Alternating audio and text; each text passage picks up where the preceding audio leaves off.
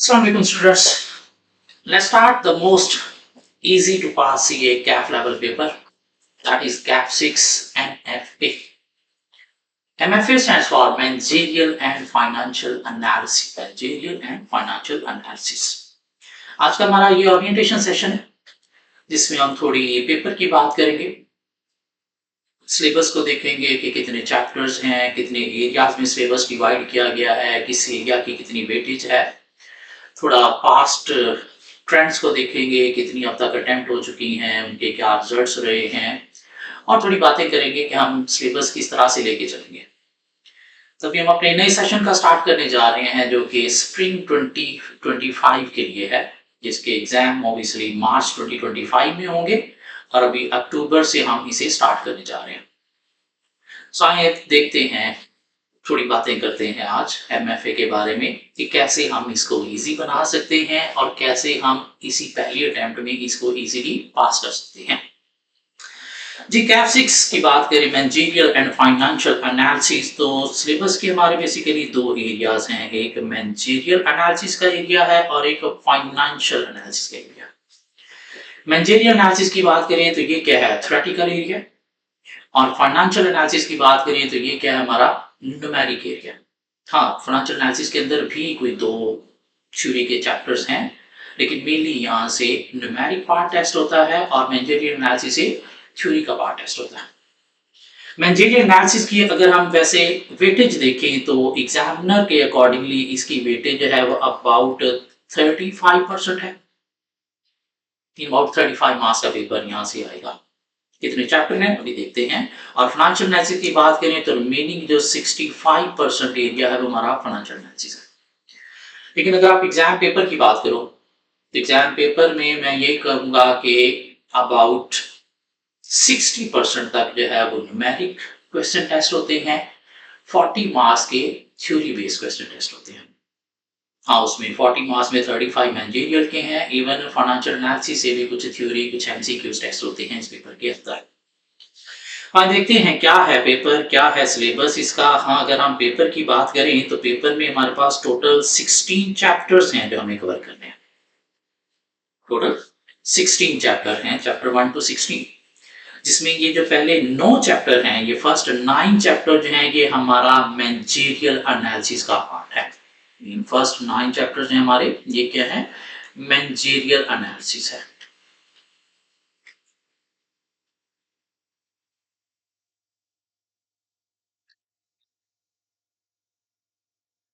और नेक्स्ट जो हमारे पास चैप्टर 10 to 16 में हमारे पास टोटल 7 चैप्टर ये जो बच जाते हैं, ये हमारा है फाइनेंशियल एनालिसिस का पार्ट। और मैनेजरियल एनालिसिस की वेटेज कितनी एग्जामिनर ने बताई है, 35%, और फाइनेंशियल एनालिसिस की 65%। इसमें पहले 9 चैप्टर जो है वो थ्योरी बेस्ड चैप्टर है, थ्योरी बेस्ड चैप्टर है, मैं यहां से थ्योरेटिकल क्वेश्चन आएगा।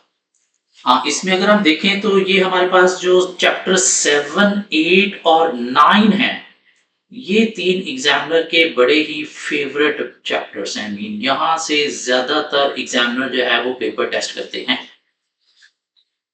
अगर आप देखें अभी तक एमएफए की पीछे 6 अटेम्प्ट्स हो चुकी हैं। मीन 2022 स्प्रिंग 22 इसकी पहली अटेम्प्ट थी, क्योंकि 21 के एंड पे अनाउंस किया गया था ये पेपर। तो स्प्रिंग 22, ऑटम 22, देन 2 अटेम्प्ट 23 की और 2 अटेम्प्ट 24 की। अभी तक 6 अटेम्प्ट्स हो चुकी हैं। और उन 6 अटेम्प्ट्स की अगर हम एनालाइज करें तो चैप्टर 7, 8, 9 से एग्जामिनर ने मेजर एरिया टेस्ट किया है मैनेजरियल एनालिसिस से। अब देखिए यहां से एक मॉडल पेपर एग्जामिनर ने दिया था 2021 में, जब ये पेपर इंट्रोड्यूस करवाया गया था, तो उसमें 17 + 7 24 मार्क्स का पेपर यहां से था। उसके बाद स्प्रिंग 22 में देखें 25 मार्क्स, ऑटम 22 में देखें तो 34 मार्क्स, उसके बाद स्प्रिंग 23 में देखें तो हमारे पास 18-19 मार्क्स, ऑटम 23 में देखें तो हमारे पास 30 मार्क्स, स्प्रिंग 24 की अगर हम बात करें तो 21 मार्क्स, अगेन ऑटम 24 जब भी रिसेंट पेपर गुजरा है उसमें भी एग्जामिनर ने 21 मार्क्स का पेपर यहां से टेस्ट किया है। दो इस एरिया की वेटेज चैप्टर 1 to 9 35 मार्क्स तक है, लेकिन मेनली जो एग्जामिनर ने टारगेट किए हुए हैं वो चैप्टर कौन से हैं? 7, 8, 9। और ये तीनों चैप्टर ऐसे हैं जहां पे कोई क्रैमिंग नहीं है, कोई रटा नहीं है। डिफरेंट मॉडल्स हैं, डिफरेंट कॉन्सेप्ट्स हैं, और एग्जामिनर क्या करेगा? हमें एक केस स्टडी सिनेरियो देगा। हाँ, समटाइम उसने पूरे एक पेज की भी केस स्टडी दी है और उसके ऊपर वो नॉलेज हमसे अप्लाई करवा रहा है। और हम क्या करेंगे थ्रू आउट द सेशन, इनमें जितने भी मॉडल हैं हर मॉडल के ऊपर कोई 5 से 7 जो है अच्छे केस स्टडी क्वेश्चन जो हैं वो कवर करेंगे, ताकि एग्जामिनर जिस तरह की केस स्टडी देता है इन मॉडल्स के ऊपर वो हम इजीली टैकल कर लेंगे। हाँ, इसके पीछे अगर हम देखें चैप्टर 1 to 6 है, जो एक ही टॉपिक है, बेसिकली पेस्टल एक मॉडल है और उसकी डिटेल के ऊपर के पूरे 6 चैप्टर्स हैं। हाँ, वहां से अगर देखा जाए तो एग्जामिनर ने पेस्टल के ऊपर सिनेरियो बेस्ड क्वेश्चन जो है वो लास्ट में 2 दफा टेस्ट किए हैं, एक स्प्रिंग 23 में 10 मार्क्स के लिए और स्प्रिंग 24 में 8 मार्क्स के लिए। बाकी ये जो चैप्टर 1 to 5 है, चैप्टर 1 to 5 ये टोटली जो है वो क्रैमिंग बेस है। इनके अंदर क्रैमिंग है, लेकिन क्रैमिंग ये नहीं कि आपने वर्ड वर्ड रटा लगाना है, नहीं, कॉन्सेप्ट लेने हैं, कॉन्सेप्ट लेके ऑन लैंग्वेज में लिखा जा सकता है। ये हमारा फर्स्ट 9 चैप्टर जो है मैनेजरियल एनालिसिस का पार्ट है। इसमें अगर हम देखें चैप्टर 1 to 3, इनको एग्जामिनर ने ऑलमोस्ट टोटली जो है वो इग्नोर माना हुआ है। सिर्फ एक दफा उसने चैप्टर 1 से एक थ्योरी का क्वेश्चन जो है वो टेस्ट किया था 6 नंबर के लिए, लेकिन वो भी ऑलमोस्ट स्ट्रेट फॉरवर्ड था, एक छोटा सा सिनेरियो था 2-3 लाइनों का, लेकिन लिखना उसमें भी क्रैमिंग ही थी, मतलब कॉन्सेप्ट ही आपने लिखना था। लेकिन इसको टोटली इग्नोर मारा हुआ एग्जामिनर ने। तो यहाँ से कमिंग अटेम्प्ट में हो सकता है 4-5 नंबर का एग्जामिनर कोई क्वेश्चन टेस्ट कर ले।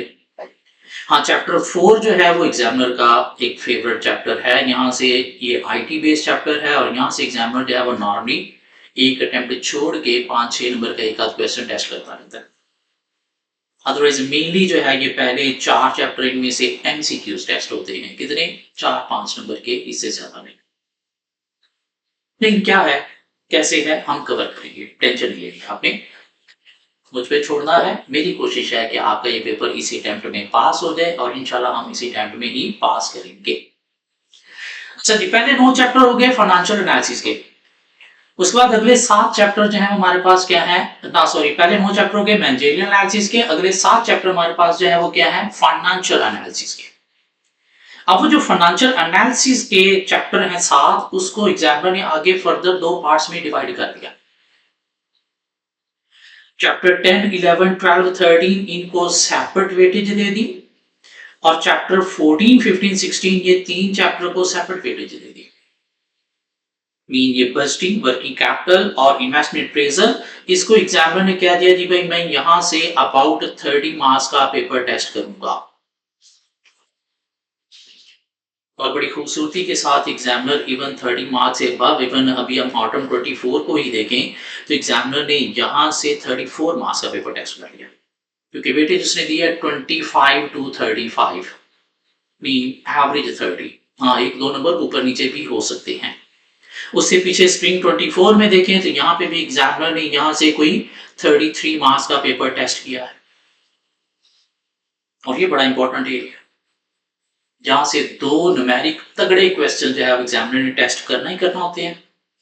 अब ये देखो, इन्वेस्टमेंट अप्रेजल चैप्टर 16 जो है पास्ट में 14, 15, 16, 17, 15 में यहाँ पे टेस्ट होता है। बजटिंग, हाँ, बीच में 1-2 अटेम्प्ट स्किप हुआ है, लेकिन अब इस एरिया पे एग्जामिनर की इंपॉर्टेंस ज्यादा आ गई है, तो इसका क्वेश्चन भी एग्जामिनर आप टेस्ट करेंगे और एक तगड़ा क्वेश्चन बजटिंग पे जो है वो हर अटेम्प्ट में एग्जामिनर टेस्ट करेंगे। तगड़ा क्वेश्चन मिनिमम अभी 15 नंबर का बनेगा। हाँ, वर्किंग कैपिटल का चैप्टर 15 जो है ये अल्टरनेटिवली टेस्ट होता है। अब लास्ट 2-3 अटेम्प्ट में इसके ऊपर न्यूमेरिक क्वेश्चन एग्जामिनर ने टेस्ट नहीं किया, सिर्फ एमसीक्यूज टेस्ट किए हैं। तो कमिंग अटेम्प्ट में चांस है वर्किंग कैपिटल के ऊपर एग्जामिनर न्यूमेरिक क्वेश्चन टेस्ट करेगा और हम अच्छी तगड़ी प्रैक्टिस करके जाएंगे, टेंशन नहीं लेनी, सब कुछ कवर करेंगे हम ड्यूरिंग द सेशन। जिस पेपर अगर हम देखें चैप्टर 10, 11, 12, 13, यहां से एग्जामिनर ने कहा जी कि मैंने कोई 35 मार्क्स का जो है वो पेपर टेस्ट करना है। और इसमें अगर देखा जाए तो ये जो चैप्टर 10 है ये थ्योरी है चैप्टर 12 जो है ये थ्योरी है। मीन टोटल 2 न्यूमेरिक चैप्टर हैं यहाँ पे, एक कॉस्ट ऑफ फाइनेंस और एक फाइनेंशियल रिस्क मैनेजमेंट। और इन दोनों न्यूमेरिक चैप्टर 11 और 13 का न्यूमेरिक क्वेश्चन पेपर में आता ही आता है। और इनकी हम इतनी ज्यादा प्रैक्टिस करेंगे, इतनी ज्यादा प्रैक्टिस करेंगे कि एग्जामिनर किसी भी तरह का क्वेश्चन टेस्ट कर ले, हम वो पूरा अटेम्प्ट करके यहाँ से 100% मार्क्स सिक्योर करेंगे। मीन ये 4 न्यूमेरिक क्वेश्चन जो है वो पेपर में आने ही आने हैं, एक चैप्टर 11 से, एक चैप्टर 13 से, एक बजटिंग से और एक इन्वेस्टमेंट अप्रेजल से। और कमिंग अटेम्प्ट में चांस है वर्किंग कैपिटल का भी न्यूमेरिक क्वेश्चन आना है। और अगर ये 5 न्यूमेरिक क्वेश्चन ही पेपर में आ जाते हैं तो 50 से 60 नंबर के ये न्यूमेरिक क्वेश्चन होंगे। और अगर ये हम अच्छे अटेम्प्ट कर लेते हैं, पूरे नंबर ले लेते हैं, तो पेपर फेल करना बड़ा मुश्किल हो जाएगा। सिर्फ क्वेश्चन की प्रैक्टिस करनी है आपने, और सिमिलर क्वेश्चंस पेपर में मिल भी जाते हैं, क्योंकि क्वेश्चन मैंने अपनी बुक के अंदर इस तरह से डिजाइन किए हैं कि एग्जामिनर किसी भी तरह का क्वेश्चन टेस्ट कर ले, हम अल्हम्दुलिल्लाह अटेम्प्ट करने के काबिल होंगे। क्योंकि प्रैक्टिस क्वेश्चन पास पेपर से भी लिए गए हैं, कुछ आए बाएं शाएं ACCA ICW से भी मैंने बुक में इंक्लूड किए हैं, हमारे टेस्टों में इंक्लूड किए हैं, ताकि एग्जामिनर किसी भी तरह का क्वेश्चन टेस्ट करें, हम अटेम्प्ट करने के काबिल होंगे। ये 5 न्यूमेरिक क्वेश्चन आपके पेपर का पास फेल डिसाइड कर देते हैं पेपर में बैठे हुए ही। और इंशाल्लाह आप मेरे साथ रेगुलर ये सेशन पढ़ लो, ये पेपर इसी टाइम में आप पास कर लोगे। इनफैक्ट रिजल्ट आने से पहले आपके अंदर कॉन्फिडेंस होगा कि ये पेपर पास है। जी ये तो हमारा है सिलेबस, टोटल 16 चैप्टर्स हैं। उन 16 चैप्टर्स को एग्जामिनर ने 2 मेन एरियाज, इनफैक्ट 3 एरियाज में डिवाइड किया, क्योंकि फाइनेंशियल का एरिया जो है उसको भी आगे फर्दर एग्जामिनर ने 2 पार्ट्स में डिवाइड कर दिया है। मीन मैनेजरियल एनालिसिस में हमारे पास चैप्टर 1 to 9 है, जिसकी वेटेज है 30 to 40। मीन हम कहते हैं जी ऑन एवरेज 35 मार्क्स का पेपर यहां से आएगा। उसके बाद चैप्टर 10, 11, 12, 13, जिसमें चैप्टर 11 और 13 न्यूमेरिक है, 10 और 12 थ्योरी है। और यहां से एग्जामिनर का जी 30 to 40 मार्क्स, हम कहते हैं जी 35 मार्क्स का पेपर यहां से आएगा। और लास्ट 3 चैप्टर जो है 14, 15, 16, जहां से 2 तगड़े क्वेश्चन बनते हैं, और इसकी वेटेज है 25 to 35। लास्ट टाइम एग्जामिनर ने ऑटम 24 में 34 मार्क्स टेस्ट किए, यहां से 30 मार्क्स यहां से आएंगे, और मिला के 100 मार्क्स का पेपर है, जिसको पास करने के लिए हमें 50 नंबर चाहिए। और ये 50 नंबर इसीलिए आ जाते हैं क्यों, हम थ्रू आउट द सेशन अपना टारगेट ही 70-75 अबव का लेके रखेंगे। और अगर पेपर हमने पूरा अटेम्प्ट कर दिया तो पेपर फेल हो ही नहीं सकता। सिलेबस की कुछ बातें हमने कर ली जी, अब बातें कुछ और करते हैं। 16 चैप्टर्स हैं जो हमें कवर करने हैं। सब्जेक्ट क्या है हमने डिस्कस कर लिया। आप देखते हैं कि सिलेबस हम कवर कैसे करेंगे। जी हमारा सेशन जो है वो स्प्रिंग 25 के लिए है, जो हम स्टार्ट करने जा रहे हैं अक्टूबर 24 से। दिस मीन हमारे पास जो है वो अक्टूबर का मंथ है, नवंबर का मंथ है, दिसंबर का मंथ है, जनवरी है, फरवरी है, और मार्च में हमने जाके पेपर देना है। हमारी कोशिश होगी कि हमने अपना 100% syllabus with more than enough practice, हर टॉपिक की more than enough practice, with revision और विद 15 टेस्ट, ये हमने कवर करना है अक्टूबर, नवंबर, दिसंबर और जनवरी में। 31 जनवरी हमारी डेडलाइन होगी कि हमने syllabus with revision, with proper testing, with proper learning हमने कवर करना है। थ्रू आउट द सेशन हमारे कोई 15 टेस्ट होंगे। एवरी वीक एक टेस्ट हुआ करेगा, जिसका मैं सिलेबस पहले बता दिया करूंगा। डे एक ही हुआ करेगा, वो हम डिसाइड कर लेंगे। सिलेबस में आपको 2 दिन पहले टेस्ट बता दिया करूंगा, उसका एवरी वीक एक टेस्ट हुआ करेगा। बीच में हमारे कुछ बड़े टेस्ट भी होंगे, लाइक असेसमेंट टेस्ट होगा, टर्म टेस्ट होगा, जिसमें हम कोई 4-5 चैप्टर जो है कंबाइन करके भी टेस्ट दिया करेंगे। क्यों? हमने एंड पे जाके 16 चैप्टर का कंबाइंड पेपर देना है। तो हम बीच में क्या करेंगे, 4-4, 5-5 चैप्टर से सीखेंगे कि बड़ा टेस्ट कैसे दिया जा सकता है, तो भी हम कवर करेंगे। और 31 जनवरी हमारी डेडलाइन है। और अल्हम्दुलिल्लाह मेरा पिछला 15 सालों का जो सीए का एक्सपीरियंस है टीचिंग का, उसमें हमेशा 1 मंथ बिफोर एग्जाम मेरी सिलेबस क्लासेस खत्म हो जाती है। 31 जनवरी से ऊपर कुछ नहीं जाएगा। तो सर फरवरी में हम क्या करेंगे? फरवरी में भाई रिवीजन करना होती है। अगर फरवरी में आप कुछ नया पढ़ रहे हो तो पेपर के लिए रिवीजन के लिए टाइम नहीं बचेगा, और रिवीजन के लिए जब टाइम नहीं बचा, रिवीजन हुई नहीं, तो सीए का कोई भी पेपर ऐसा नहीं है जो बगैर रिवीजन के आप पास कर लो। इनफैक्ट एक नहीं 2-3 रिवीजन चाहिए होती है।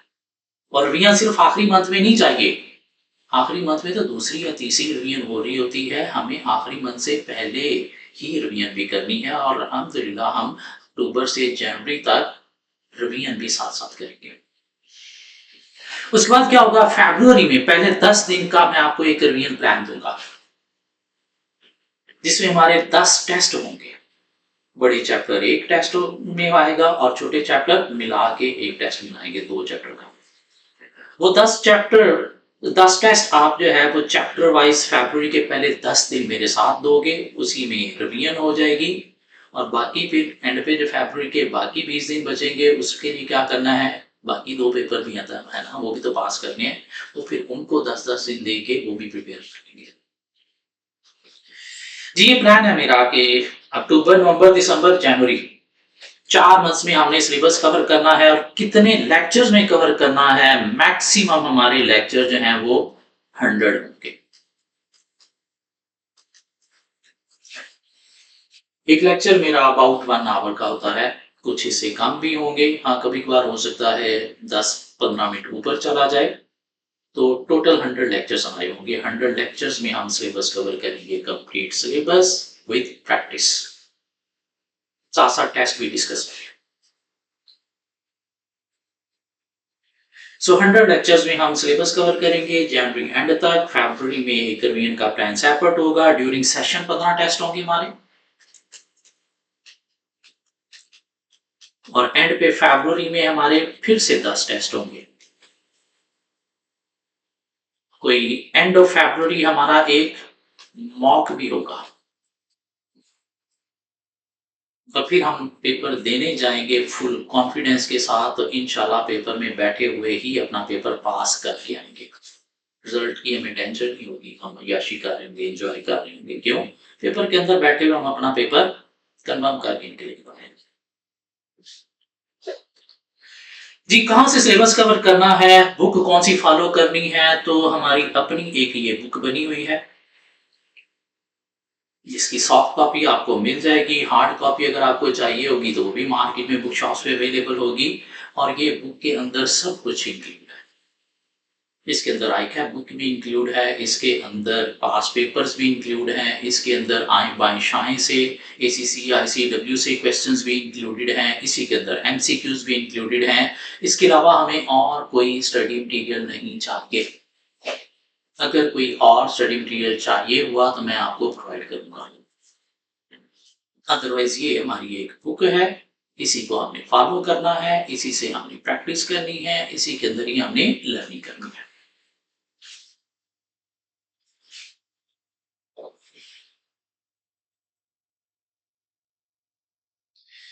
जी अब अगर हम इस पेपर की थोड़ी पास्ट रिजल्ट्स को देखें, इंटरेस्टिंग फैक्ट्स। अभी तक इसकी 6 अटेम्प्ट्स गुजरी हैं। तो इसकी जो छठी अटेम्प्ट है ऑटम 24, इसका रिजल्ट अभी आना बाकी है, वो आएगा तो पता चल जाएगा। हाँ उससे पिछली जो 6 अटेम्प्ट्स हैं, सबसे पहली जो इसकी अटेम्प्ट थी स्प्रिंग 22 की, उसका रिजल्ट था 37%। पहली पहली अटेम्प्ट थी 37%। उससे नेक्स्ट अटेम्प्ट में रिजल्ट चला गया 46% पे, इंप्रूवमेंट। उससे नेक्स्ट स्प्रिंग 23 में रिजल्ट चला गया 50%, फर्दर इंप्रूवमेंट। उससे नेक्स्ट ऑटम 23 में again 48%, mean near to 50%।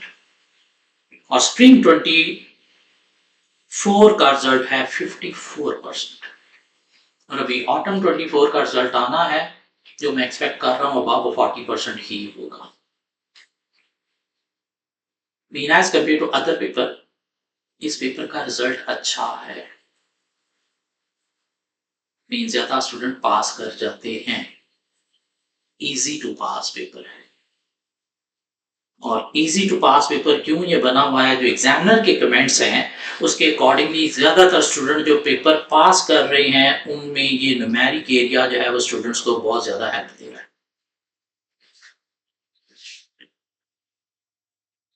Mean एक बैलेंस पेपर है, वो लोग जो नंबर्स को पसंद करते हैं उनको भी ये फैसिलिटेट कर रहा है, और जो थ्योरी को ज्यादा पसंद करते हैं, लाइक फीमेल थ्योरी में ज्यादा स्ट्रांग होती हैं, तो उनको भी ये फैसिलिटेट कर रहा है।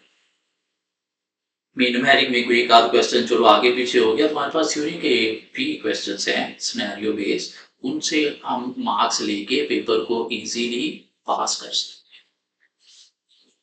सिर्फ 50 में नहीं, अच्छे नंबरों पे हम ये पेपर पास कर सकते हैं।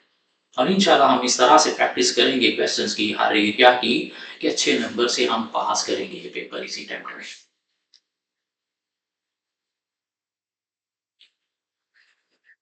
जी, अब कुछ बातें और कर लेते हैं। इस पेपर में कुछ स्टूडेंट फेल हो जाते हैं, तो इसलिए हमने देखा है कि तकरीबन आधे को स्टूडेंट ही पास हुए हैं, आधे को फेल होते रहे हैं। तो रीजंस क्या हैं, स्टूडेंट्स क्यों ये पेपर फेल करते हैं, ताकि हमें पता होनी चाहिए वो रीजंस, ताकि हम उन रीजंस को अपने साथ ना लगने दें। जी, रीजन क्या है, लैक ऑफ कॉन्सेप्ट।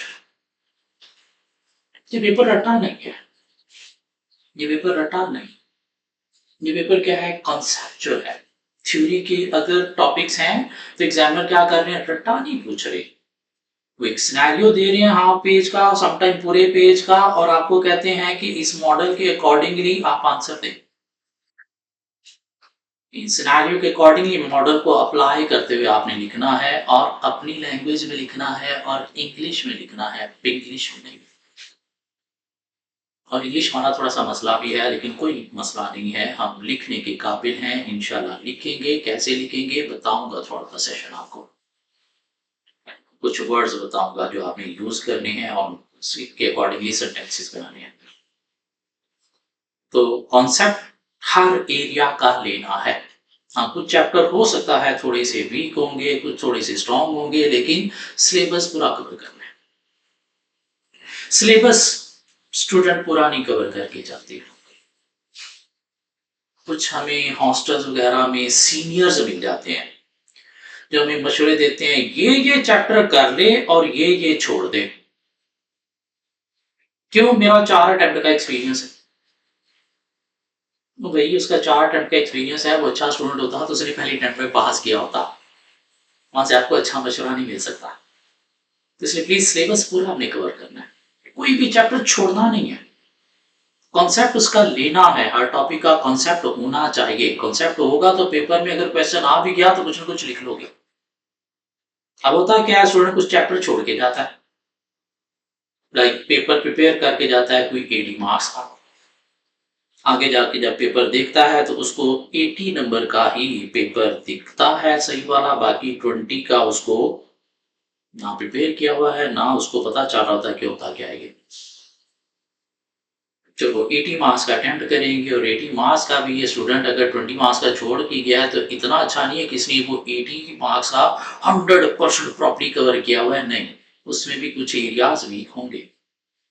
और अगर 80 का अटेम्प्ट किया है तो 50 आप एक्सपेक्ट नहीं करोगे, 40-45 एक्सपेक्ट करोगे। इसलिए पेपर पास करने के लिए हमें 100 मार्क्स का पेपर अटेम्प्ट करना जरूरी है। इसलिए प्लीज सिलेबस पूरा कवर करना है, 16 चैप्टर हैं, 16 के 16 कवर करना है।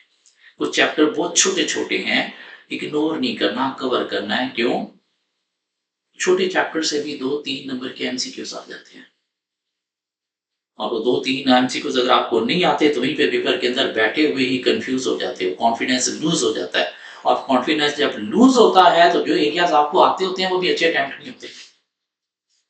प्लीज कॉन्फिडेंस को मेंटेन रखना बहुत जरूरी है, पेपर के अंदर भी, इवन पेपर में जाने से पहले भी। ये कॉन्फिडेंस है जो आपका पेपर पास करवाने में बहुत हेल्पफुल होता है। रीजन क्या, स्टूडेंट के फेल होने की, lack of practice, student practice नहीं करता। कुछ एरियाज ऐसे हैं जिनके हम 80 क्वेश्चन भी कवर करेंगे। कुछ एरियाज ऐसे हैं जिनके 35 क्वेश्चन कवर करेंगे, कुछ एरियाज ऐसे हैं जिनके 20 क्वेश्चन कवर करेंगे। और अगर आप उसमें से कुछ छोड़ दोगे और जो छोड़े हैं उनके अंदर जो कॉन्सेप्ट टेस्ट हुआ था वैसा पेपर में आ गया तो अल्टीमेटली फिर पेपर में बैठ के पछताओगे। तो इसलिए प्रैक्टिस पूरी करके जानी है, मेरे साथ साथ प्रैक्टिस करनी है। डेली मेरे साथ साथ करोगे तो प्रैक्टिस की कमी रहेगी नहीं, ऑटोमेटिकली करो जाएगा। स्पेशली थ्योरी के क्वेश्चन स्टूडेंट प्रैक्टिस नहीं करते, बस थ्योरी पढ़ लिया है बस जी ठीक है, तो भाई उसने रटा पूछना ही नहीं है इस चैप्टर पेपर में। उसने कॉन्सेप्ट पूछने हैं, उसने सिनेरियो पे कॉन्सेप्ट अप्लाई करवाने हैं। और कॉन्सेप्ट अप्लाई करना कैसे सीखोगे? जब क्वेश्चन की प्रैक्टिस करोगे खुद से। रीडिंग के साथ प्रैक्टिस नहीं कि बस क्वेश्चन पढ़ लिया, अच्छा ये पॉइंट है चलो आंसर पढ़ लिया, नहीं भाई, उसको हाथ से रिटर्न अटेम्प्ट करना है आंसर को। वो हाथ से रिटर्न अटेम्प्ट करोगे तो पेपर में जाके भी रिटर्न अटेम्प्ट कर पाओगे। अदरवाइज आप ठीक है आता है जाके लिखने बैठते हो, सेंटेंस नहीं बन रहे होते, वर्ड्स नहीं मिल रहे होते, क्यों? प्रैक्टिस की ही नहीं है। न्यूमेरिक एरिया की समटाइम्स रोड प्रैक्टिस नहीं करता, अच्छा क्वेश्चन देखा आंसर देख लिया, पेपर देने चला गया, उधर जाके ये नहीं पता चल रहा था मैंने कॉलम कितने बनाने हैं, मैंने कौन सी चीज ऊपर रखनी कौन सी चीज नीचे रखनी है, और यही नहीं पता चल रहा, कैलकुलेशन ही नहीं हो रही थी, क्यों? प्रैक्टिस नहीं। तो प्रैक्टिस करके जाना प्लीज। स्टूडेंट रिटर्न वर्क नहीं करते, थ्योरी के एरिया को स्पेशली सिर्फ पढ़ते हैं, रट्टे लगा लेते हैं, नहीं भाई, थ्योरी भी हमने लिख लिख के प्रिपेयर करनी है, थ्योरी भी लिख लिख के प्रिपेयर करनी है। थ्योरी के साथ एक मसला है कि आज हमने लर्न किया है, घंटे बाद भूल जाएगा, अगले दिन भूल जाएगा। तो क्या करना है, हमने जब भी थ्योरी प्रिपेयर करनी है तो क्या करना है, एक हेडिंग लेनी है, उसके नीचे सपोज 5 पॉइंट है, उनको एक दफा देखना है, लर्न करना है, और उसके बाद उन्हें लिख लेना है। मीन अपना एक हमने रजिस्टर बनाना है इस पेपर के लिए, और एक तगड़ा रजिस्टर बनाना है, क्योंकि हमें तगड़ी प्रैक्टिस करनी है फाइनेंशियल एरिया की। इनफैक्ट 2 रजिस्टर बना लो, एक थ्योरी के लिए सेपरेट बना लो और न्यूमेरिक एरिया के लिए सेपरेट बना लो। क्यों? यही रजिस्टर हमें जो है बाद में रिवीजन में हेल्प देगा। अभी हमने सपोज एक पेज देखा थ्योरी के चैप्टर का, उसके अंदर 2 टॉपिक हैं, तो पहला एक टॉपिक पकड़ो, उसके नीचे जो 5 पॉइंट है उनको लर्न करो, उसके बाद उनको क्या करो, अपने रजिस्टर में लिख लो, मीन अपने नोट्स बना लिए। अब घंटे बाद पता चलेगा ये भूल गया, तो क्या करना है, ये अपना लिखा हुआ यूं सामने लाना है, एक लाइन पढ़ोगे बाकी ऑटोमेटिकली दिमाग में आ जाएगा। अगले दिन फिर भूल गया, फिर यही रजिस्टर यूं सामने लाना है और देखते ही हो अच्छा दिमाग में फौरी आ जाता है। और यूं ही अपना लिखा हुआ रजिस्टर हमने थ्रू आउट द सेमेस्टर अगर 3 को दफा यूं सामने ले आए ना, तो पेपर तक ये भूलेगा नहीं। ये चीजें भूलती कब है, जब आप लिखते नहीं हो, जब वो बुक के अंदर ही है। तो रिवीजन के टाइम भी आपको उतना ही टाइम लगाना पड़ता है याद करने में जितना आपने पहली दफा लगाया था। बस पहली दफा आपने बुक से देखना है, और उसके बाद अपना लिख लिया है, तो अब नेक्स्ट टाइम सिर्फ अपना लिखा हुआ यूं सामने लाना है, पूरा पढ़ना भी नहीं पड़ता, फौरी दिमाग में चीजें आ जाती है। मीन रिवीजन हमने अपने ये बनाए हुए नोट से करनी है, अपने रजिस्टर से करनी है, बुक से नहीं करनी। बुक में सिर्फ क्वेश्चन देखने। तो रिटर्न वर्क बहुत जरूरी है, स्पेशली थ्योरी के एरिया को लिख लिख के याद करना है, रट्टे हाफजों वाले नहीं लगाने। हूबहू बुक वाली वर्डिंग जरूरी नहीं है। एक कॉन्सेप्ट लो, 5 पॉइंट, अच्छा ये बातें हैं, उसके बाद अपनी वर्डिंग में लिख लो, अपने नोट्स प्रिपेयर करो, अपनी वर्डिंग से लिखा हुआ दिमाग में अच्छी तरह बैठ जाएगा। पढ़ी हुई चीज भूल जाती है, लिखी हुई चीज नहीं भूलती, इसलिए हमने लिखना है, और ये अपना लिखा हुआ ही बाद में रिवाइज करने में हेल्प देगा। फेलियर की रीजन है लैक ऑफ रिवीजन। ये हमारा सेशन जो है वो ऑनलाइन है, कुछ मसरूफियात की वजह से मैं फिजिकल नहीं पढ़ा रहा, लेकिन आप लोगों को ऑनलाइन ही पढ़ना है अगर मुझसे पढ़ना है तो। अदरवाइज बहुत अच्छे अच्छे टीचर भी हैं मार्केट में, अगर फिजिकल पढ़ना चाहते हो तो आप वहाँ पे जा सकते हो। हाँ, मैं फिजिकल नहीं पढ़ा रहा, कुछ मसरूफियत की वजह से मुझे आउट ऑफ कंट्री रहना पड़ता है, तो इसलिए फिजिकल नहीं मैं पढ़ा रहा। और ऑनलाइन स्टूडेंट की एक सबसे बड़ी जो मसले मसाइल हैं वो ये है कि ये रेगुलरिटी पे नहीं आता, ये रेगुलर बेसिस पे लेक्चर कवर नहीं करता। ऑनलाइन स्टूडेंट्स प्लीज, अगर तो आप डेली बेसिस पे, रेगुलर बेसिस पे डेली का लेक्चर डेली कवर कर सकते हो तो ये ऑनलाइन को चूज करो, अदरवाइज प्लीज टाइम वेस्ट नहीं करो, फिजिकल क्लास में चलो। क्यों? इस ऑनलाइन स्टूडेंट्स के दिमाग में होता है कि अगर आज मैंने लेक्चर नहीं भी लिया ना तो अवेलेबल तो है, पड़ा तो है पोर्टल में, मैं कल 2 ले लूंगा। चलो ये 3 दिन कहीं अय्याशी करके आते हैं, चौथे दिन में आके 4 लेक्चर ले लूंगा। भाई आप एक दिन में 4 लेक्चर तो ले लोगे, उसका काम नहीं आप कर पाओगे, उसका होमवर्क नहीं आप कर पाओगे एक ही दिन में। और वैसे भी कुछ टॉपिक ऐसे हैं जिनको डेवलप करना है मैंने कुछ दिनों में, लाइक एक पहले दिन उसका बेसिक कॉन्सेप्ट दूंगा ताकि नेक्स्ट डे तक वो आपके दिमाग में एब्जॉर्ब हो जाए, नेक्स्ट डे उसमें कोई और चीज ऐड करूंगा, तीसरे दिन कोई और चीज ऐड करूंगा, चौथे दिन कोई और चीज ऐड करूंगा, पांचवें दिन एग्जाम लेवल क्वेश्चन के काबिल आपको लेके आऊंगा। और वो जो पीछे 4 दिन में मैंने थोड़े थोड़े कॉन्सेप्ट जो है वो आपके डेवलप किए हैं, वो जानबूझ के मैंने 5 दिनों में किए हैं। क्यों? उसको अब्सॉर्ब होने में टाइम लगता है। अब 5 दिन की एब्जॉर्प्शन आप एक दिन में नहीं कर सकते। और ये ऑनलाइन स्टूडेंट्स के साथ ये मसला है कि लेक्चर पढ़े हैं, आज नहीं लिया तो कल 2 ले लूंगा, और यूं करते करते ये पूरा सेमेस्टर अपना तबाह कर बैठते हैं। आखिरी महीना आ जाता है और पता चलता है अभी 40 या 50 लेक्चर पेंडिंग पड़े हैं, और ये क्या कर रहे होते हैं, फरवरी में रिवीजन की बजाय अपने पिछले टॉपिक कवर कर रहे होते हैं, लेक्चर कवर कर रहे होते हैं, और रिवीजन का टाइम नहीं मिलता और पेपर इजीली फेल करके आ जाते हैं। एक बहुत बड़ी रीजन है lack of revision online student की स्पेशली। रिवीजन क्या, ये लेक्चर भी पूरे नहीं कर पा रहे होते। तो प्लीज लेक्चर पेंडिंग नहीं छोड़ने, अगर ऑनलाइन मेरे साथ चल रहे हैं। डेली का काम डेली करना पड़ेगा, एक शेड्यूल बनाना पड़ेगा, एक प्लान बनाना पड़ेगा कि डेली आपने किस टाइम लेक्चर कवर करना है और किस टाइम आपने उसका काम करना है। पेपर को कैसे पास किया जा सकता है, टिप्स एंड टेक्निक्स क्या हैं, तो हमें ये जो फेलियर की रीजन है इनको अपने साथ अटैच नहीं होने देना। इस पेपर को पास करने के लिए, कैफ 6 MFA को पास करने के लिए आपको 300 आवर्स स्टडी करना है। 300 घंटे आपने इस सेमेस्टर में इस पेपर को देने हैं, अगर ये पेपर इस सेमेस्टर में पास करना चाहते हो तो। सर 300 घंटे कैसे? देखो भाई 100 लेक्चर है मेरे, सपोज 1 घंटे का लेक्चर है, कभी कभार को थोड़ा बहुत ऊपर भी चला जाएगा, तो यूं कह लो कि आप जो है ना कोई 120 आवर्स तो आपके मेरे साथ क्लास में हो जाएंगे, बाकी बचे 180 आवर्स, तो वो आपको डेली बेसिस पे 2 घंटे जो है वो घर पे खुद से होमवर्क करना है। डेली आपको अपना एक शेड्यूल बनाना है कि आपने क्लास भी लेनी है और उसके बाद 2 घंटे MFA के लिए आपने होमवर्क के लिए भी टाइम देना है, जहाँ पे आपने चीजें लर्न भी करनी है, जहाँ पे आपने प्रैक्टिस भी करनी है। और यूं मिला के ये बनेंगे 300 घंटे, और मुश्किल काम नहीं, ऑटोमेटिकली हो जाएगा। कभी लग रहा है 300 घंटे मुश्किल नहीं है, पर क्लासेस लेनी है मेरे साथ, 120 वहां पे कवर हो गए, 180 वो आपने डेली बेसिस पे कवर करना है। अगर ये 300 घंटे इस सेमेस्टर में पूरे कर लोगे तो पेपर इस सेमेस्टर में पास हो जाएगा। अगर इस सेमेस्टर में 300 घंटे पूरे नहीं हुए तो बाकी फिर नेक्स्ट सेमेस्टर में आपको पूरे करके पास करना पड़ेगा। Choice is yours.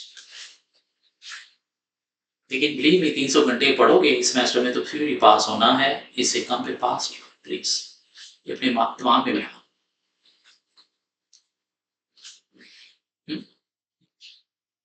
सीए लोग कहते हैं बड़ा मुश्किल काम है, बहुत लंबा है, जिससे पूछो होता ही नहीं है। कितने साल लग जाते हैं भाई? मिनिमम भी 5 साल लग जाते हैं। नहीं, मैं कहता हूं सीए सिर्फ 1 साल की गेम है। 1 साल में सीए होता है। कौन सा 1 साल? आपका कैफ का पहला 1 साल। पीआरसी तो सभी कर जाते हैं, क्या हो गया उसके, जब आई कैप के रिजल्ट ही 80%, 85%, 90% है, तो आपने भी पास करके भी तीर नहीं मार लिया। तीर आप तब मारोगे जब कैफ के 6 पर्चे एक साल में पास करोगे तो। और जिसने कैफ के 6 पर्चे एक साल में पास कर लिए उसका सीए हो गया। क्यों? एक साल में 6 पर्चे पास कर लिए आपने, तो बाकी जो 2 पर्चे रहते हैं वो आप अगली अटेम्प्ट में पास करके 3 अटेम्प्ट में कैफ कर लोगे। फर्स्ट बार आप चले गए फॉर्म में, और फॉर्म में गए हो तो आपके नाम के साथ अच्छे स्टूडेंट की छाप लगी हुई है, आप गए हो क्योंकि 3 अटेम्प्ट में आप कवर करके जा रहे हो। और फॉर्म में आर्टिकल भी चलेंगे, साथ सीए फाइनल के पेपर भी आप कर लोगे। क्यों? आपके अंदर अच्छे जरासीम आ गए हैं ये एक साल के अंदर 6 पर्चे पास करने से। आपको पढ़ना आ गया, आपकी एक रूटीन बन गई है, आपका एक टेम्पो बन गया है कि कैसे मैंने पेपर पास करना है, कैसे पढ़ना है, कैसे मैंने टाइम देना है, कैसे चीजों को लेके चलना है। दिमाग आपका लाइन हो चुका है। और वैसे भी जो सीफैप के पेपर हैं, हर पेपर का आधे से ज्यादा सिलेबस तो हम कैप पे पढ़ के जाते हैं, बाकी वहां पे क्या करना है, आधा आधा पढ़ना है और वो पास हो जाते हैं। सीए लटकता कब है, मुश्किल औखा कब होता है? जब कैफ के पहले साल में आपने 6 पर्चे पास नहीं किए। क्यों नहीं पास किया? आपने स्टडी को टाइम नहीं दिया, टाइम कहीं और दिया, और जहां पे दिया वहां से ऐसे गंदे जरासीम अपने अंदर डाले जो आपका सीए लटका देते हैं, समटाइम आपको छोड़ने पे, सुसाइड पे भी मजबूर कर देता है। इसलिए मुझे नहीं पता अब कितना टाइम आपने लगा दिया कैफ में, अभी भी इंसान बन सकते हो। और 3 पेपर एक टाइम पे पास करना मुश्किल काम नहीं है। एक दिन में आपके पास 24 घंटे हैं, 3 क्लासेस आपने लेनी है, और कोशिश किया करो क्लासेस जितनी भी जल्दी सुबह मॉर्निंग वाली हो वो आपने लेनी है। तो सुबह कोई 7 बजे कहीं पे बैच मिलता है तो वो लो, ऑनलाइन ले रहे हो 7 बजे उठ के लेक्चर स्टार्ट करो। और क्या करो, 12 से 1 बजे तक मैक्सिमम 3 क्लासेस आपकी कवर हो जाती है। उसके बाद 2 घंटे ब्रेक ले लो, लंच कर लो, ब्रेक ले लो, नमाज पढ़ लो, 3 बजे फिर बैठ जाओ। 3 बजे से लेकर शाम 7 बजे तक 4 घंटे भी अगर दे दो ना, तो 3 सब्जेक्ट का होमवर्क पूरा हो जाता है। 7 बजे वेले हो गए। अब 7 से 10 क्या करो, मोबाइल उठा लो, तंग करो दुनिया को, करो जो कुछ करना है, टिकटॉक देखो, कुछ भी करना है करो, 10 बजे सो जाओ। सुबह उठो, नमाज पढ़ो, पढ़ना शुरू करो, थोड़ा सा रिवाइज करो, क्लासों में आ जाओ। ये काम करना है आपने कब? मंडे टू सैटरडे, सिर्फ संडे फिर वेला है, ना लेक्चर है ना कुछ पढ़ने को है। क्यों? डेली साथ साथ आप पढ़ रहे हो, जो 4 घंटे डेली दे रहे हो साथ साथ पढ़ रहे हो। वीकली टेस्ट हो रहे हैं, मौत तो पड़ेगी नहीं आपको टेस्ट के टाइम पे। क्यों? ऑलरेडी प्रिपेयर हैं, वीकली टेस्ट दो साथ साथ, सिलेबस आपका टीचर के साथ खत्म हो गया। आखिरी महीने में क्या करो, तीनों सब्जेक्ट को रिवाइज करो, मॉक दो, और जाके पेपर अटेम्प्ट करो। पेपर फेल हो ही नहीं सकता। क्या ख्याल है? पेपर फेल कब होता है? जब हमने अपना कोई शेड्यूल नहीं बनाया, अपनी कोई रूटीन नहीं बनाई। सीए करने के लिए मुहज्जब होना जरूरी है। मुहज्जब ही अपना एक शेड्यूल बनाना जरूरी है कि कब मैंने क्या चीज कैसे कवर करनी है।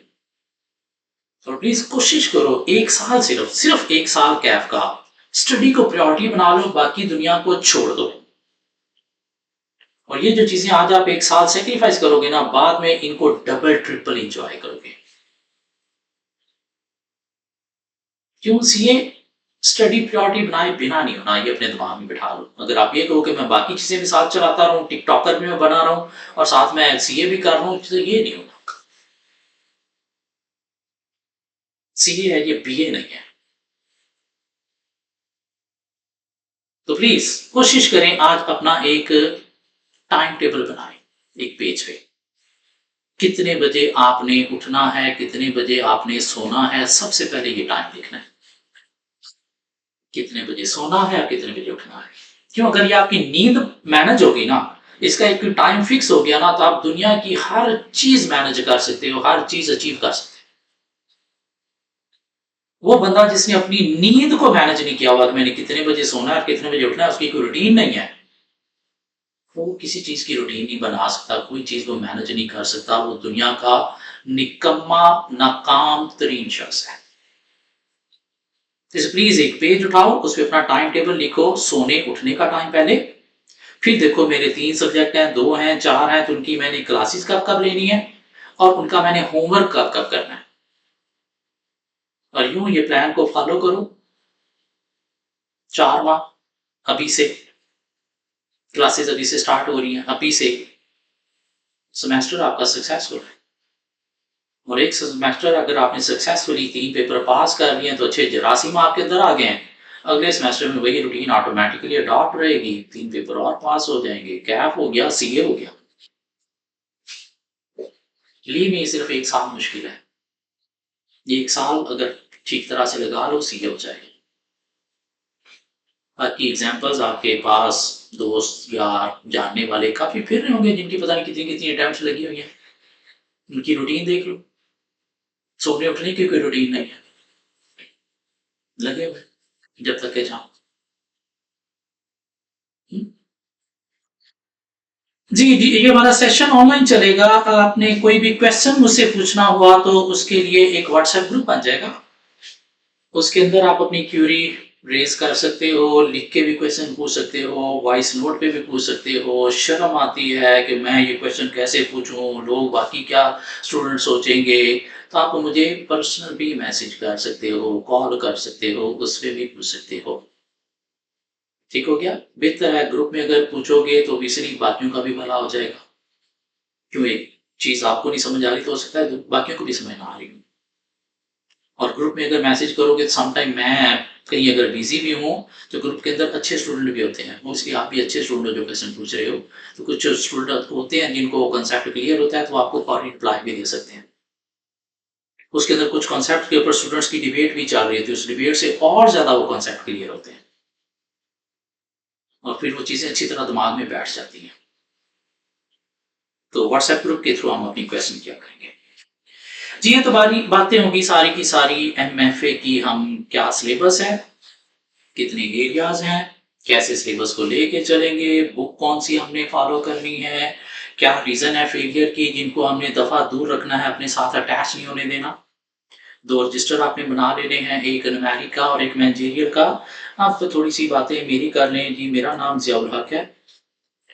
क्यों, जब मैं पैदा हुआ था तो उस वक्त ज़ियाउल हक की हुकूमत थी, जनरल ज़ियाउल हक। और मेरे दादाजी के एक पीर साहब थे, फैमिली में जो भी बंदा पैदा होता था उसका नाम पीर साहब ने रखना है। तो पीर साहब को शायद ज़ियाउल हक पसंद था तो उन्होंने मेरा नाम ज़ियाउल हक रख दिया, क्योंकि बाकी फैमिली के सब के नामों के साथ हक हक हक लगता था, तो मेरी दफा ज़ियाउल हक आ गया। थोड़ा सा बड़ा हुआ तो घर वालों ने एक स्कूल में एडमिट करवा दिया कि पढ़ लिख जाएगा। तो एक गवर्नमेंट प्राइमरी स्कूल एक पंजाब के छोटे से शहर में, वहां पे मेरा एडमिशन हो गया। उस स्कूल का ना तो कोई बिल्डिंग थी ना उसका कोई फर्नीचर था, नीचे जमीन पे बैठा करते थे। घर से अपना बोरिया मैं एक लेके जाया करता था जिसके ऊपर बैठ के मैंने क्लास 5 तक उस स्कूल में पढ़ा। बिल्डिंग भी नहीं थी स्कूल की, कभी किसी प्लॉट में हम बैठे पढ़ रहे हैं, किसी का कोई छोटा सा प्लॉट खाली पड़ा है तो उसने कहा यहाँ पे क्लासेस लगा लो, तो वहां पे बैठ जाते थे। इस तरह से क्लास 5 तक पढ़ा। उसके बाद क्लास 6 में एक गवर्नमेंट हाई स्कूल में चला गया। उस स्कूल की बिल्डिंग तो थी लेकिन फर्नीचर उसमें भी नहीं था, लेकिन अच्छी घास थी, तो वहां पे बैठ के हाई स्कूल में हमने क्या किया, क्लास 6 to 8 तक पढ़ा। और फिर मैट्रिक की बारी आ गई, तो मैट्रिक घर वालों ने सोचा ये हमारा पुत्र होनहार डॉक्टर या इंजीनियर बनेगा, तो साइंस सब्जेक्ट के साथ मैट्रिक करेगा। तो साइंस सब्जेक्ट के साथ मैट्रिक स्टार्ट कर दिया डॉक्टर इंजीनियर बनने के लिए।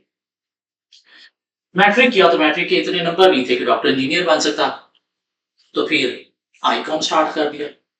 आईकॉम कर लिया जी, उसके बाद हैले कॉलेज ऑफ कॉमर्स लाहौर में बीकॉम का मेरिट बन गया, बीकॉम करने हैले कॉलेज में आ गया। और ड्यूरिंग बीकॉम मेरा एक कॉन्सेप्ट बन गया था, एक टारगेट बन गया था कि इसके बाद मैंने आईबीए से एमबीए करना है। क्यों, पाकिस्तान में सबसे अच्छा एमबीए आईबीए से होता है, तो मैं मेरिट बना के आईबीए से एमबीए करूंगा। बीकॉम में भी अच्छा स्टूडेंट नहीं था मैं, मार्क्स इतने नहीं थे कि आईबीए का एमबीए का मेरिट बन सकता।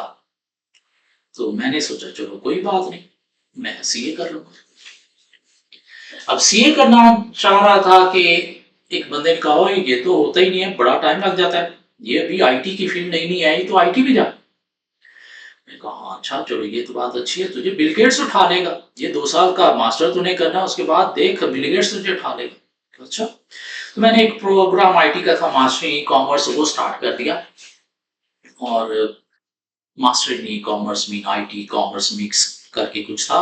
कॉलेज वालों ने मुझे बड़े सब्ज़-बाग दिखाए, देखो बीकॉम कॉमर्स और आगे आईटी ई कॉमर्स, तो बड़ी बम चीज़ निकलेगी। मैंने कहा चलो ठीक है। कोई पहले 6 कमा एक सेमेस्टर में मुझे समझ नहीं आई ये क्या हो रहा था, क्योंकि ना तो वो कॉमर्स थी ना वो आईटी थी। खैर मैंने उसको छोड़ दिया और सोचा दोबारा सीए करते हैं। अब सीए करने जा रहा था, एक बंदा मिल गया, उसने कहा क्या करने जा रहा है? मैंने कहा सीए। उसने कहा क्या बात है, बहुत अच्छा काम करने जा रहा है, लेकिन तो यूं कर, तो पहले कर एसीसीए। मैंने कहा भाई वो क्यों? भाई एसीसीए देखो ना, एक यूके की सर्टिफिकेशन है, 2 साल में हो जाएगी। और तब क्या होता था, एसीसीए के बाद सिर्फ फाइनल के 2 पेपर देने हैं और सीए भी हो जाएगा। आई कैप ने इतनी एग्जाम्पशंस दी हुई थी एसीसी वालों को। मैंने कहा क्या बात है। एसीसी स्टार्ट किया मैंने, एसीसी के मैंने 2 पेपर पास किए। आई कैप का मूड बदल गया। आई कैप ने कहा भाई 2 पेपर नहीं, अब आपको सीए सीए इंटरमीडिएट कैफ तक एग्जाम होगा। चलो कोई बात नहीं, खैर एसीसीए करते हैं, उसके बाद सीए भी आगे पढ़ेंगे। तो एसीसी की क्लासेस शाम में होती थी, सारा दिन मैं सोया रहता था। मैं एक घर में रहता था, उसके ऊपर मालिक मकान रहता था, नीचे मैंने रेंट आउट किया हुआ था। शाम में क्लासेस, सारा दिन सोए रहना। एक दिन सुबह सुबह मुझे मालिक मकान का बेटा था इंजीनियर, उसने मुझे उठाया, मुझे कहता है रेडी हो, हम कहीं जा रहे हैं। मैं कहा चलो शायद कहीं लेके जाना होगा इसने, साथ कंपनी के लिए। मैं रेडी हुआ, उसके साथ बाहर निकला तो मुझे एक स्कूल में ले गया। और स्कूल में जाके एक प्रिंसिपल के आगे बिठा के मुझे कहता जी कि ये लड़का है वो जो यहाँ पे पढ़ाएगा। मैंने कहा मैं पढ़ाऊंगा? कहता हाँ, सारा दिन वेला बैठा रहता है यहाँ पे, पढ़ा, पैसे कमा। चलो ठीक है। फिर जी वहां से मेरी टीचिंग स्टार्ट होगी। अभी एसीसी के मेरे को 5 पेपर पास थे और मेरी स्कूल में मैट्रिक का कंप्यूटर पढ़ाना मैंने शुरू कर दिया। उन्हीं स्कूल वालों की एकेडमी थी, वहां पे मैंने आई कॉम बी कॉम की अकाउंटिंग पढ़ाना शुरू कर दी। तो मैं टीचिंग टीचिंग टीचिंग में लग गया। एसीसी के 5 पेपर पास। सुबह मैंने 7 बजे घर से निकलना, स्कूल, फिर ट्यूशन, फिर एकेडमी, रात को फिर ट्यूशन। पैसे आ रहे थे, मैं इस कामों में लगा हुआ, और कोई 3-4 साल में ऐसे ही लगा रहा। इसी के 5 पेपर पास हैं, क्यों? पढ़ने के लिए टाइम नहीं है। और मैं टीचर टीचर टीचर बन गया। फिर 2007 में मेरा एक दोस्त जा रहा था यूके स्टडी वीजा पे। तो मैंने कहा क्या हम यहाँ पे खज्जल ख्वार होते रहेंगे पाकिस्तान में? चला, बाहर लोग दरख्तों पे नोट लगे होते हैं, वहां से उतार के लाते हैं, हम भी लाएंगे। हाँ बाहर चलते हैं। मैंने कहा चल, चलो चलते हैं। तो क्या किया जी, हमने स्टडी वीजा अप्लाई किया एसीसी की बेस पर, और 2007 में लंदन फ्लाई कर गया। लंदन जाके फिर मैंने सोचा अब इंसान बन जाऊं। वहां पे एसीसी पूरा कंप्लीट किया मैंने। एक अच्छा रेफरेंस मुझे मिल गया, लकीली डेलॉयट यूके से आर्टिकल मैंने कर लिए। एसीसी कंप्लीट करने के बाद वहां की एक यूनिवर्सिटी ने हमें ऑफर की कि आपको सिर्फ 1 सेमेस्टर पढ़ना और एमबीए हो जाएगा आपका। वाह, ये तो मेरा पीछे ख्वाहिश भी थी। आईबीए से ना से तो चलो यूके की यूनिवर्सिटी से करते हैं, तो 1 सेमेस्टर पढ़ के एमबीए कर लिया। फिर एसीसी के बाद दुनिया की जो टॉप अकाउंटेंसी बॉडी है आईसीएईडब्ल्यू, उन्होंने ऑफर की कि भाई एसीसी के बाद सिर्फ आपको 2 पेपर एक थीसिस देना है, आप एसी हो जाते हो। चलो जी अच्छी बात है, वो कर लिया। तो 3 साल मैंने यूके में गुजारे। वहां पे डेलॉयट यूके में ऑडिट में मैनेजर लेवल तक काम किया। और 2011 में पाकिस्तान आया, तो कुछ पर्सनल मसरूफियात की वजह से पाकिस्तान में मुझे रुकना पड़ गया। और मैंने सोचा मैं डेलॉयट यूके से ऑडिट मैनेजर छोड़ के आ रहा हूँ, तो यहाँ पे तो फर्म में मुझे हाथ हाथ लेंगे, लेकिन यहाँ पे किसी फर्म ने अच्छी तरह घास नहीं डाली। उन्होंने कहा नहीं जी, यहाँ का सिस्टम रहता है, वहाँ का सिस्टम रहता है, तो आपको थोड़ा सा सीनियर से स्टार्ट करना पड़ेगा। तो मुझे बात पसंद नहीं आई। फिर एक दोस्त ने कहा टीचिंग में वापस आ जा। तो 2011 से फिर मैं टीचिंग में वापस आ गया और फुल टाइम एसीसीए और सीए की टीचिंग स्टार्ट कर दी। और चलते चलते अब आप लोगों की कमबख्ती कि आप लोग मेरी क्लास में आ गए, और अगले 6 महीने आपको मुझे और मुझे आपको झेलना पड़ेगा। तो ये मेरा थोड़ा सा इंट्रोडक्शन है, मेरी स्टोरी है। तो अभी कैफ 6 में पढ़ा रहा हूँ, कैफ 8 ऑडिट पढ़ाता हूँ। इसके अलावा सीफैप लेवल पे सीफैप 3 पढ़ाता हूँ मैं, एमएसए 2 पढ़ाता हूँ, सीफैप 6 भी पढ़ाता हूँ। हाँ, पास में मैंने नीचे पीआरसी लेवल पे पीआरसी 5 I2B भी पढ़ाया हुआ है। शायद कुछ स्टूडेंट क्लास में ऐसे बैठे होंगे जिन्होंने मुझसे I2B पढ़ा होगा, बहुत पुराने स्टूडेंट। पास में मैंने कैप 4 बिजनेस लॉ भी पढ़ाया है। पास में मैंने कैप 1 FR1 भी पढ़ाया है। लेकिन अभी करंटली जो है वो कैप 6, कैप 8, CFAP 3 पे मेनली फोकस है मेरा। हाँ, आगे फ्यूचर में कुछ नए पेपर आ रहे हैं। एक कैप लेवल पे कैप 3 पेपर नया आ रहा है, डेटा ऑफ रिस्क का। थोड़ी राह मेरी टपक रही है कि वो पेपर पढ़ाऊंगा, क्योंकि सिमिलर पेपर जो है वो मैं ACCA में पिछले 15 सालों से पढ़ा रहा हूँ। ऊपर एक सस्टेनेबिलिटी रिपोर्टिंग CFAP 3 जो है वो चेंज होके आ रहा है, तो इंशाल्लाह वो भी पढ़ाएंगे। और उसके ऊपर एक केस स्टडी जो है वो बेसिकली ICAW में वैसी केस स्टडी है, तो इंशाल्लाह वो भी कवर करेंगे। जी, ये हमारी कुछ बातें हो गई। अब नेक्स्ट क्लास से हम क्या करेंगे, अपना सिलेबस स्टार्ट करेंगे। टोटल हमारे पास 16 चैप्टर्स हैं। इनको कैसे लेके हम चलेंगे, हम अपना जो सिलेबस स्टार्ट करेंगे वो हम स्टार्ट करेंगे ये चैप्टर 13 से, न्यूमेरिक एरिया से। नॉर्मली मार्केट में टीचर इस चैप्टर को एंड पे करवाते हैं, क्यों, थोड़ा टेक्निकल चैप्टर है, थोड़ा औखा चैप्टर है। लेकिन हम क्या करेंगे, अभी माइंड फ्रेश है तो हम ये औखा टेक्निकल चैप्टर स्टार्ट ये यहाँ से लेंगे, ताकि थ्रू आउट सेमेस्टर फिर आगे 2-3 दफा इसकी टेस्टिंग करके अच्छी रिवीजन के साथ अच्छा डेवलप हो जाएगा। और यहाँ से क्वेश्चन एग्जामिनर कंपल्सरी टेस्ट करते हैं। तो चैप्टर 13 फाइनेंशियल रिस्क मैनेजमेंट से हम रिस्क के एरिया से स्टार्ट करेंगे, और कैसे हम लेके चलेंगे। एक न्यूमेरिक चैप्टर कवर करेंगे, फिर हम थ्योरी में आ जाएंगे, 2-3 चैप्टर थ्योरी के कवर करेंगे, फिर एक न्यूमेरिक चैप्टर कवर करेंगे, फिर 2-3 थ्योरी करेंगे, फिर न्यूमेरिक, फिर थ्योरी में। इस तरह से मिक्सचर लेके चलूंगा मैं। ऐसे नहीं कि पहले मैं सारा न्यूमेरिक कवर कराऊंगा, एंड पे आके थ्योरी में दबड़ दबड़ दबड़ दबड़ कर दूंगा। नहीं, ऐसे नहीं हम चलेंगे। ना ही पहले हम थ्योरी बाद में न्यूमेरिक पे तेजी में करेंगे, नहीं, न्यूमेरिक थ्योरी को मिक्स लेके चलेंगे, ताकि बोरियत भी फील ना हो और साथ साथ चीजें जो है वो बैलेंस में कवर भी होती चली जाए। जी, पेपर की अगर हम बात करें तो 100 मार्क्स का पेपर तो है। इस 100 मार्क्स के पेपर के अंदर बेसिकली आपके पास 2 पार्ट हैं पेपर के। एक पार्ट ए है पेपर का, जो मेनली जो है वो मैनेजेरियल के एरिया से क्वेश्चन होंगे, और एक पार्ट बी होगा पेपर का, और उसमें मेनली आपके पास फाइनेंशियल के एरिया के क्वेश्चन होंगे, न्यूमेरिक। और इन दोनों पार्ट्स के ऊपर आपके पास जो है वो एक क्या होगा, MCQs भी हैं पेपर में 15 नंबर के। हाँ, उनमें MCQs 1 नंबर के भी होंगे, 1.5 नंबर के भी होंगे, 2 नंबर के भी होंगे। मीन आप कह लें कोई 12 से 15 MCQs होंगे। अभी पिछले पेपर ऑटम 24 में एग्जामिनर ने एक नंबर के ही 15 MCQs दे दिए।